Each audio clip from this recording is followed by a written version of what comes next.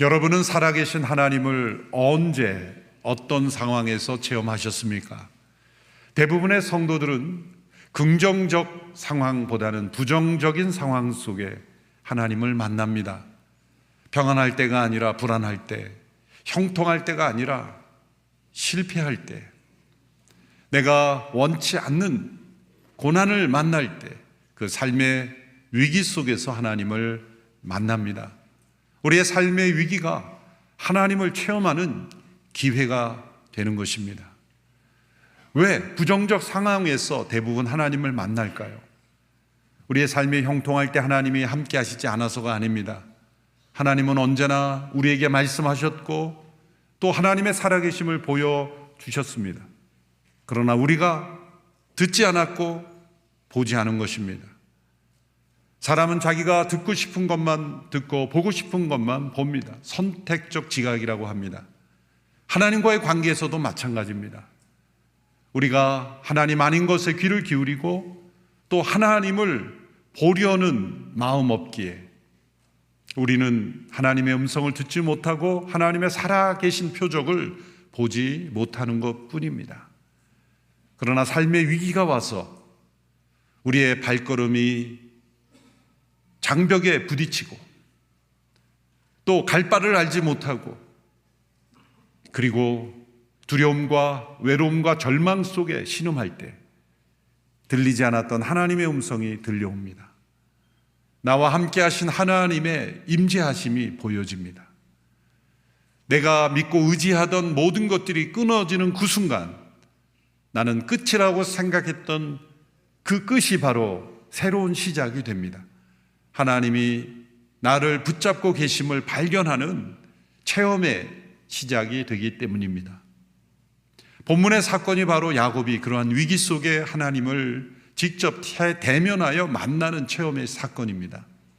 지금까지 야곱은 부모의 보호 아래, 특별히 어머니의 보호 아래 평안한 가운데 자라났습니다. 자기가 원하는 것이면 형을 속여서 아버지를 속여서라도 얻고야만은 움켜진 인생으로 살아왔습니다.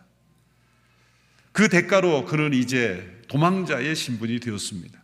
형 에서의 위협을 피해서 하란까지, 삼촌의 라반이 있는 하란까지 도피해내는 여행을 떠나야만 했습니다. 야곱이 현재 거주하고 있는, 이삭의 가정이 거주하고 있는 곳은 이 팔레스타인 남부 지역 브엘세바, 지난번에 지도를 보여드렸습니다만 이집트의 북쪽 팔레스타인 남부 지역에 있는 브엘세바에서 하라는 지리, 지금의 시리아 지역에 있는 곳입니다. 시리아 한복판에 있죠. 800km가 넘는 먼 거리입니다. 과거 그의 할아버지 아브라함이 그 하란에서부터 내려온 그 루트를 다시 거슬러 올라가는 겁니다. 그것도 혼자.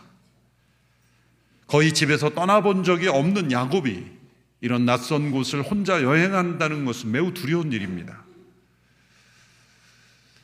왜 그가 이러한 여행을 해야만 했습니까? 형과 아버지를 속인 대가입니다. 어머니 리브가가 모든 책임은 내가 지고 내가 저주를 받겠다고 했지만 그것은 틀린 말입니다. 우리는 각자 자신이 잘못 선택한 대가를 스스로 지불해야 하는 인생입니다. 야곱은 죄로 인한 대가를 치르며 도망자의 삶을 살게 됩니다. 생애 처음 경험하는 위기입니다. 바로 그때 하나님이 야곱을 더 깊이 찾아오신 것입니다. 그가 의지하던 어머니의 보호의 울타리를 벗어났을 때 그는 가장 위험한 삶의 발걸음을 내딛고 있었지만 바로 그때 하나님은 그에게 가장 가까이 찾아오시는 기회가 되었던 것입니다.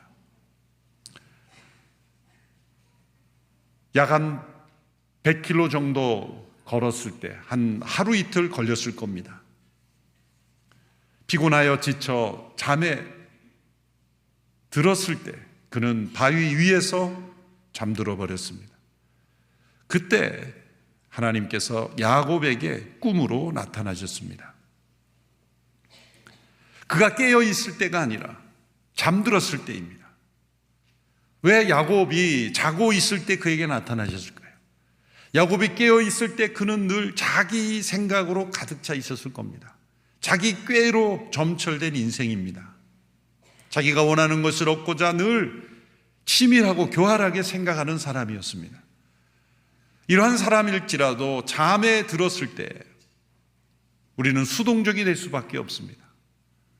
하나님께서 때로 꿈으로 우리의 인생에 찾아오시는 것은 깨어 있을 때 자기의 생각이 가득 차 하나님의 영역을 인정하지 않을 때 이렇게 초자연적인 꿈을 통해서 하나님께서 우리에게 나타나실 수 있는 것입니다. 성경에도 보면 사람들이 받아들이기 어려운 초자연적인 신비로운 하나님의 일을 미리 알려주실 때 꿈을 통해서 계시하셨습니다. 애굽의 바로에게도 애굽의 역사에 일어날 일을 꿈을 통해 미리 알려주셨죠. 또 요셉과 마리아에게는 이 꿈을 통해서 메시아의 출생을 알려주시기도 하셨습니다. 이렇게 하나님께서 행하시는 일을 미리 보여주시는 통로로 꿈을 통해서도 알려주십니다. 오늘날에 이런 꿈을 통한 하나님의 계시는 있습니까? 저는 있다고 믿고 그런 체험들이 많습니다. 심리학자들은 꿈은 과거의 재현, 투영, 또 무의식의 세계가 표출된 것, 그러한 영역으로만 보지만 성경이 근거하며 하나님께서 미래의 일들을 말씀하시는 통로로도 분명히 사용하실 수 있습니다. 목회를 하면서 그런 경험들은 더 뚜렷합니다. 저희 교회가 더 멋진 세상이라는 NGO를 만들어서 아프리카의 가장 가난한 지역을 돕는 일을 하고 있습니다. 거의 첫 번째 단계 프로젝트가 시작된 곳이 세네갈이었습니다. 본나바 마을이라는 작은 마을입니다. 사막지대입니다. 나라의 보호도 받지 못하고 각 부족들이 그룹으로 이어져서 몇백 명씩 그룹으로 함께 생활하는 곳입니다. 집이라고 해봐야 그냥 블럭 몇 개 쌓아놓고 텐트로 치워놓는 정도의 수준입니다. 학교도 없고 병원도 없고 아무것도 없습니다. 우리나라 코리카에서 유치원 하나 지어줘도 운영이 제대로 되지 않습니다. 우물도 없습니다. 그런 지역에 더 멋진 세상이 들어가기를 원했습니다. 그런데 그 연결점이 된 브라질 선교사가 있습니다. 제가 초창기에 그 곳에 가서 함께 방문해서 그 선교사도 만났습니다. 당신은 어떻게 이런 마을에 들어왔는가? 무슬림 지역이고 배타적이고 부족 사회가 되어서 그 족장과 그 족장의 동생인 종교 지도자 꿀안경 같은 걸 항상 갖고 다니는 그 사람이 허락 없이는 절대로 외부인이 들어올 수 없어요. 어떻게 이곳에 들어와서 우리를 연결해 주었습니까? 그분의 간증은 자신이 기도하던 중에 인도함을 받아 오게 된 이 마을을 들어서자마자 사람들이 나를 환영하고 극진히 맞이해주고 내가 원하는 대로 다 들어줬습니다. 이해할 수 없는 일에 물어봤더니 그 종교 지도자라는 사람이 한 일주일 전에 꿈을 꾸었는데 이 선교사와 똑같은 사람이 꿈에 나타난 거예요. 정말 일주일 후에 이 사람이 그 마을에 처음 나타나서 깜짝 놀란 거예요. 두려움에 휩싸인 거예요. 이 사람은 보통 사람이 아니다. 이 사람을 반대하거나 이 사람이 원하는 대로 해주지 않으면 큰 화가 있을 것이다 라는 두려움이 엄습해서 이 사람이 하고자 하는 일은 무슨 일이든지 다 허용하고 다 도와주라. 그래서 족장이 명령을 내린 거죠. 그래서 브라질 선교사가 사역을 하게 되었고 그 뒤를 이어 그분의 연결로 우리가 들어가서 그 마을을 바뀌게 된 거예요. 그 마을의 지도자 자녀를 한국에 대해서 교육을 시키고 농업 교육을 시키고 그래서 지금 그곳에서는 사막에서 딸기가 재배되고 양계장이 이루어져서 살기 좋은 마을로 변화가 되어서 세네갈 여러 곳에서 우리 마을도 도와달라고 요청을 받는 아주 모델 마을이 되었습니다. 계기가 뭡니까? 하나님께서 정말 이교도인 하나님을 모르던 이에게 나타나신 꿈의 역사, 그 결정적인 계기가 됐지 않습니까? 우리의 인간의 힘으로 넘어설 수 없는 영역에 하나님께서 꿈을 통해 일하시는을 봅니다. 일부 때의 설교를 들은 양재 어느 치과 의사 선생님이 오래전 이 본나바 마을에 치과 의료를 갔다는 거죠. 그 간증을 또 문자로 보내주셨어요. 이 소식을 듣고 언젠간 이 치과 선교를 가야 되겠다고 생각했는데 치과 의료 선교를 통해 요청을 받고 1년 동안 기도하는 가운데 그 마을에 들어가서 이 선교사 대회를 만난 거예요. 우리가 1년 동안 기도하며 이곳에 오기를 준비했습니다. 했더니 그 바울로 선교사 부인이 말하길 우리는 2년 동안 치과 선생님 보내달라고 기도했습니다. 좀 대단한 부부죠. 많은 브라질 선교사님들이 이렇게 성령의 인도하심을 따라 사역하는 거예요. 우리 교회 어느 목사님은 사모님이 목사님 만나기 전에 꿈에 똑같은 사람이 나타났대요. 그래서 만나자마자 이 사람이구나 그러고 결혼했다는 거죠. 꿈 얘기하면 오늘 설교를 못하니까 여기까지만 하고, 과거의 일을 혹은 무의식의 세계만 아니라 하나님께서 행하신 일들을 특별히 우리가 상상하기 어렵고 또 하나님 행하신 놀라운 일들이 꿈으로 계시될 수 있습니다. 기억 안 나는 꿈은 잊어버려도 됩니다. 그러나 명확하게 기억되는 꿈으로 하나님께서 우리를 인도하시는 걸음일 수 있다. 중요한 것은 야곱에게 지금까지 야곱이 자신으로 가득한 인생이었는데 하나님이 개입하시는 통로로서 초자연적인 이 하나님의 실제를 꿈으로 보여주셨다는 거죠. 그가 본 꿈의 내용은 12절에 나옵니다. 함께 읽어보겠습니다. 시작. 그가 꿈에 보니 사닥다리 하나가 땅에 서 있는데 그 꼭대기가 하늘까지 다 있었습니다. 그리고 하나님의 천사가 그 위에서 오르락내리락 하고 있었습니다. 하늘과 땅을 연결하는 긴 사닥다리가 보였고 천사들이 오르락내리락 하고 있었습니다. 하늘과 땅을 연결하는 이 사닥다리, 그리고 천사들의 왕래, 이것을 어떻게 해석할 수 있습니까? 어쩌면 야곱은 그 당시에는 다 이해할 수 없었을 겁니다.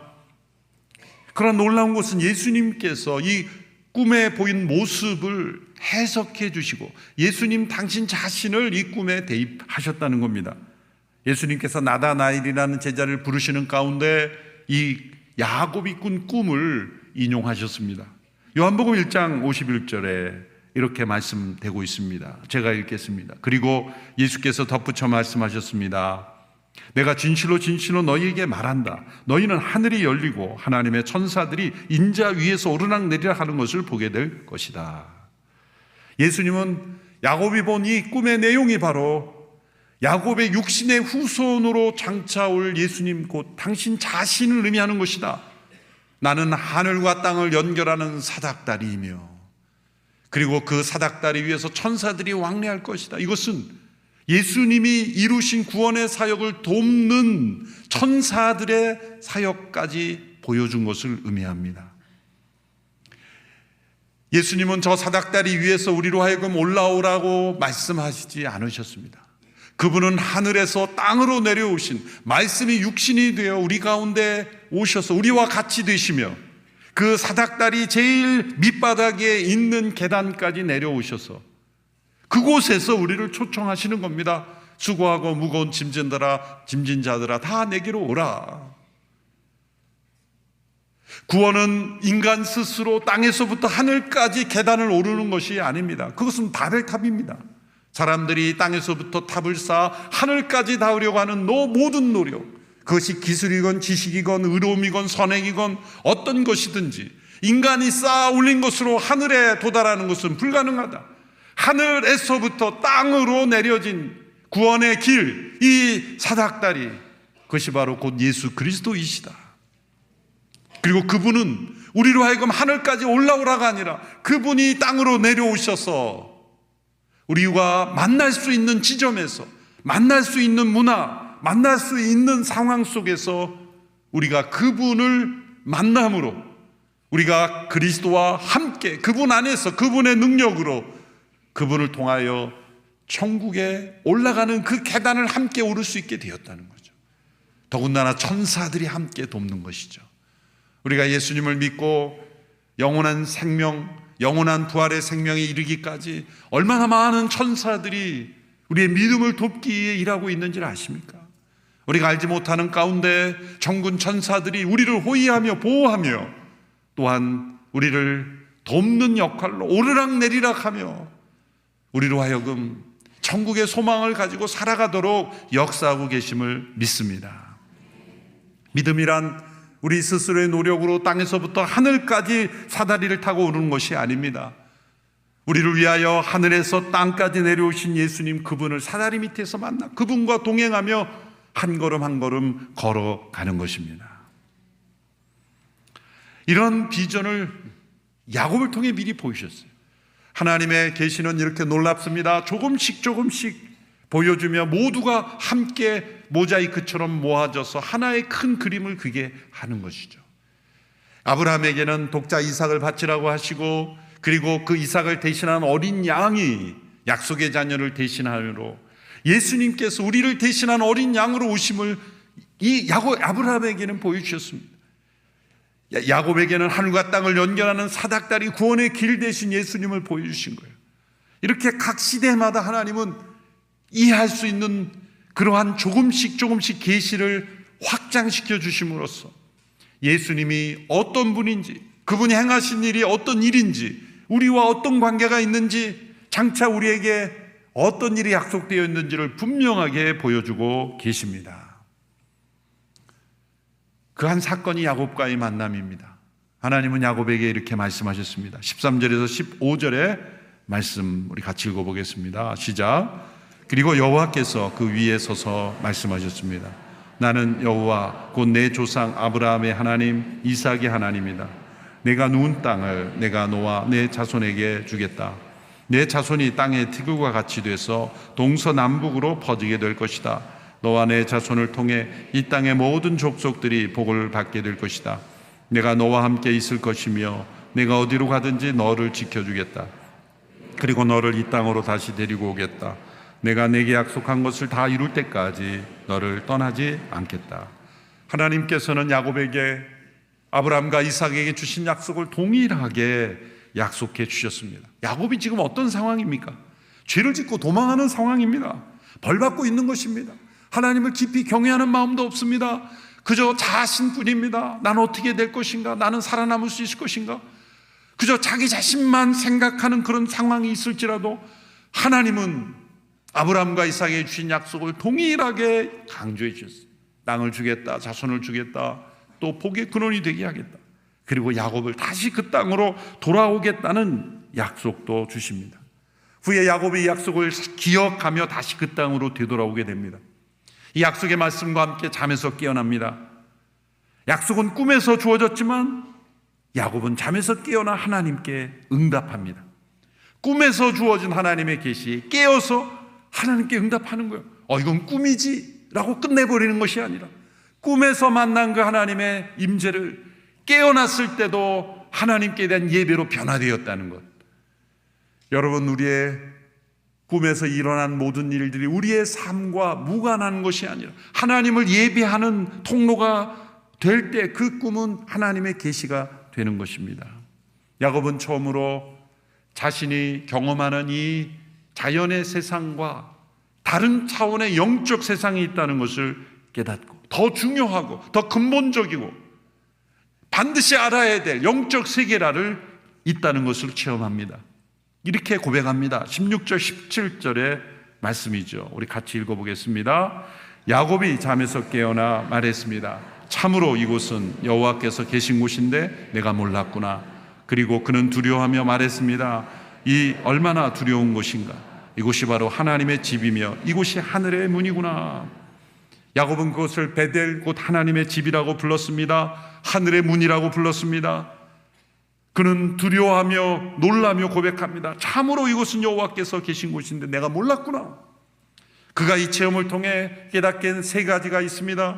첫째로 하나님께서 어느 곳에나 계시는 분이라는 걸 알게 되었습니다.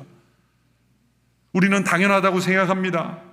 한자로 표현한 무소부재하신 하나님, 당연한 것 아닌가라고 생각하지만 믿음의 생활하는 우리들도 때로 야곱처럼 하나님이 일정한 장소에만, 특별히 예배당 안에만 계시는 분이라고 생각할 수도 있습니다. 야곱은 자신이 부모님과 함께 거하는 브엘세바, 거기만 계시는 하나님이라고 생각했을지 몰라요. 자기가 낯선 곳, 아무도 알지 못하는 곳, 홀로 외롭게 떠나는 그 여행길에 바로 그곳에 하나님이 계셨다는 것, 그것을 자각하게 되는 것, 하나님이 어디에나 계시는 하나님이며 또한 지금 여기 계시는 하나님이심을 깨닫는 것이 하나님 체험의 중요한 이 근거가 됩니다. 우리가 믿음 생활할 때도 하나님이 예배당 안에만 계신다고 착각하는 경우 많습니다. 일주일에 한 번 예배당에 모이게 된 것, 하나님이 예배당 안에만 계시기 때문에 오는 것이라면 잘못된 신앙입니다. 하나님이 예배당 안에 계시기 때문에 모이는 것이 아니라 하나님이 어느 곳에나 계시는 하나님이기 때문에 그 하나님을 예배하기에 예배당에 모인 것뿐입니다. 우리의 가정 일터에 하나님이 계십니까? 특별히 휴가 갈 때 하나님 여긴 좀 아직 오지 않으셨으면 좋겠어요. 프라이버시 좀 존중해 주세요. 좀 제가 시간 되면 예배당 갈 테니까 좀 기다려 주세요. 어느 곳에나 계시는 하나님을 우리가 제한하지는 않습니까? 일터에는 하나님 제발 안 오셨으면 좋겠습니다. 내가 일하는 것까지 관여하지 마십시오. 그럼 예배당 안에만 계시는 하나님이죠. 내가 있는 바로 그곳, 지금 여기 계신 하나님이 아니라는 거죠. 시편 139편의 이 시편 기자의 고백은 너무나 중요합니다. 내가 주의 영을 떠나 어디로 가겠습니까? 내가 주 앞을 떠나 어디로 피하겠습니까? 내가 하늘로 올라가도 거기 계시며 지옥의 잠자리를 마련해도 거기에 계십니다. 내가 새벽 날개를 타고 바다 저 끝에 내려앉더라도 어디에서든 주의 손이 나를 인도하시며 주의 오른손으로 나를 꼭 붙으실 것입니다. 하늘 끝 바다 끝에 갈지라도 하나님은 거기 계시는 하나님이기에 이 말씀은 바다 끝과 하늘 끝에만 있다는 게 아니라 하나님의 낯을 피할 곳은 없다. 하나님은 언제나 지금 여기 계시는 하나님, 그것을 깊이 체험하는 것이 중요하다는 겁니다. 야곱이 또한 깨달은 것은 하나님이 아주 가까이 함께 계시는 분이라는 것을 깨달았습니다. 야곱이 돌베개를 베고 잘 때 하나님 어디 계셨습니까? 함께 돌베개를 베고 계셨습니다. 광야를 걸을 때 함께 걷고 계셨습니다. 우리가 병원에 입원할 때 하나님 어디 계십니까? 병원에도 계십니다. 우리가 휴가 갈 때 하나님은 함께 휴가에 동행하십니다. 야곱의 첫 번째 깨달음이 하나님이 계시지 않는 곳은 없다는 것이냐면, 두 번째 깨달음은 하나님은 조금도 우리와 거리를 두기를 원치 않으시는 분이라는 거예요. 우리가 거리를 둘 뿐이에요. 자꾸 우리는 아담이 피한 것처럼 하나님의 낯을 피하여 숨는 것처럼 하나님으로부터 자꾸 숨으려고 합니다. 그 숨으려고 하는 것이 때로는 예배당에 나오지 않으려는 것일 수도 있어요. 혹 영상으로 예배드리는 가운데 내가 여기서 예배드리면 하나님 모르시겠지? 아시죠? 때로는 우리가 공동체로부터 좀 피하려고 하는 것도 사실은 사람을 피한다고 생각했지만 어쩌면 함께 모이는 예배 자리를 피한 거일 수도 있지 않습니까? 특별한 예배의 자리가 있어도 굳이 나가려 하지 않는 것은 그 마음 깊은 곳에 이 집회에 나가면 내가 더 하나님을 깊이 만날까 봐,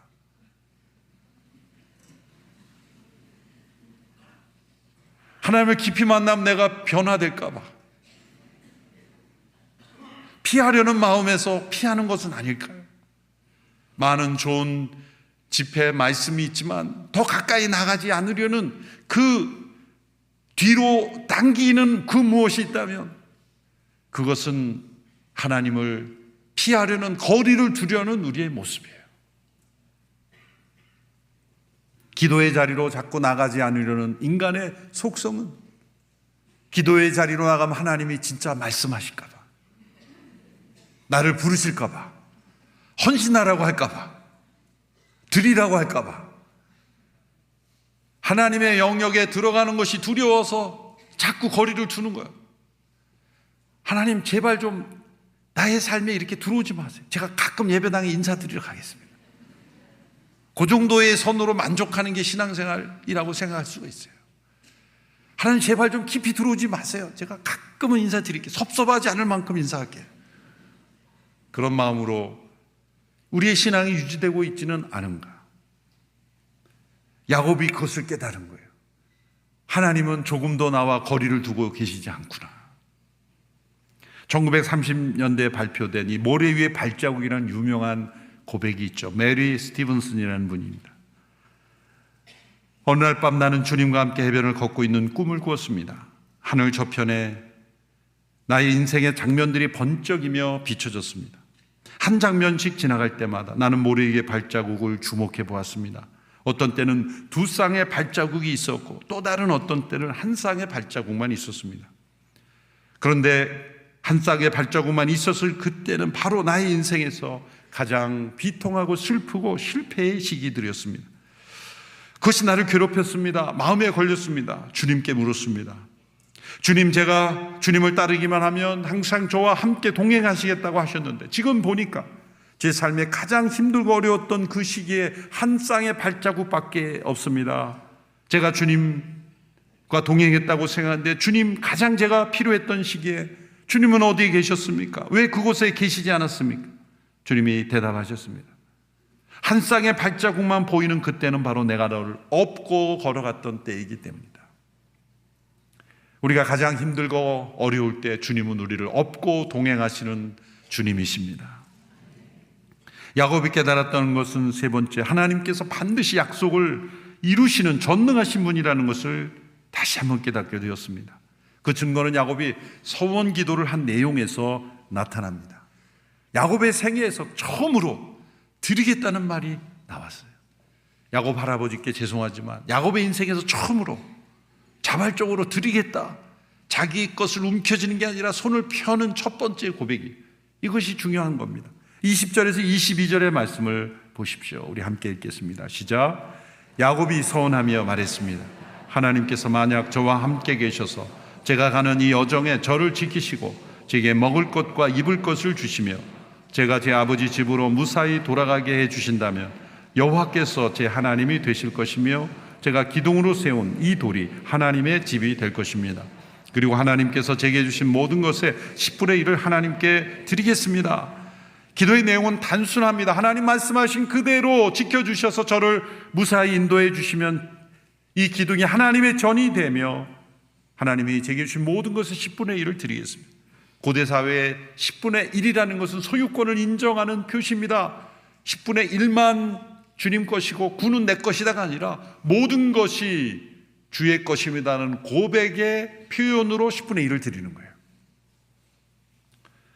어떤 사람들은 이건 흥정하는 게 아니냐 그렇게 비판적으로 보실 수 있습니다. 그러나 문맥을 보면 이 야곱은 하나님의 약속을 믿기에 이런 기도를 할 수 있는 거예요. 하나님께서 지금까지 이렇게 인도해 오셨고 인도해 주실 것이고 보호해 주셨다고 약속하셨으니 보호해 주실 것을 믿기 때문에 저는 그 하나님께 예배 드리고 싶습니다. 하나님의 집으로 세워지기를 원합니다. 하나님의 것을 인정하기를 원합니다. 변화가 일어난 거예요. 그가 처한 환경은 우리 같은 이렇게 편안한 예배당이 아닙니다. 광야의 바위돌입니다. 가장 두렵고 불편한 환경입니다. 그곳이 바로 예배의 자리가 된 거예요. 바위가 성소가 된 것입니다. 그리고 지금까지는 움켜졌던 인생에서 손을 펴 드리는 인생이 되었다는 것입니다. 야곱이 이렇게 하나님을 만났다고 이후의 인생이 평탄해지는 것은 아닙니다. 앞으로의 인생의 의미가 바뀌었다는 것입니다. 어떤 일이 일어나도 관점이 바뀌었다는 것입니다. 하나님을 만난 사람은 사람들이 판단할 때 좋은 일이라고 해서 다 좋게 여기지 않습니다. 사람들이 판단할 때 나쁜 일이라고 해서 다 나쁜 일이라고 여기지 않습니다. 하나님 안에서 시각으로 그것이 나에게 하나님과 어떤 의미가 있는지, 하나님과 동행하는 데 필요한 일이라면 고난이라도 감사한 일이고, 하나님과 동행하는 길이 아니라면 사람들이 좋은 일이라고 해도 좋은 일이 아니라고 여기는 것입니다. 다른 시각으로 앞으로 주어진 인생을 살게 됩니다. 야곱은 지금 형에서 위협을 피해 도망하는 상황이에요. 형을 피해 도망하던 다름질하던 그가 이제는 하나님께 다름질하는 믿음의 순례의 여정으로 시작이 되었다는 거예요. 도망자가 순례자가 되었다는 거예요. 이것이 중요한 것입니다. 여러분, 우리의 삶에 도망하고 싶은 도망해야 하는 위기 상황이 있습니까? 하나님은 그때를 놓치지 않고 이제 너는 나와 함께 믿음의 여정을 걷자. 이제는 세상으로부터 도망할 이유가 없다. 다시 세상 속으로 믿음으로 뛰어들어갈 수 있는 그러한 삶으로, 그러한 상황으로 하나님은 바꿔줄 수 있는 하나님임을 믿습니다. 그 하나님을 믿음으로 동행하는 우리 모든 성도들이 되기를 축원합니다. 기도하겠습니다. 야곱의 위기 속에 찾아오신 하나님, 그의 도망자의 인생을 순례자의 여행으로 바꾸어 주시며 살아계신 하나님을 가까이 만나며 지금 여기 계신 하나님을 가까이 만나는 체험을 허락하신 것처럼 오늘 모든 성도들의 삶 속에 위기 가운데 있는 성도들이 있다면 하나님을 깊이 만나고 체험하는 기회가 되게 하여 주시옵소서. 예수님의 이름으로 기도하옵나이다. 아멘.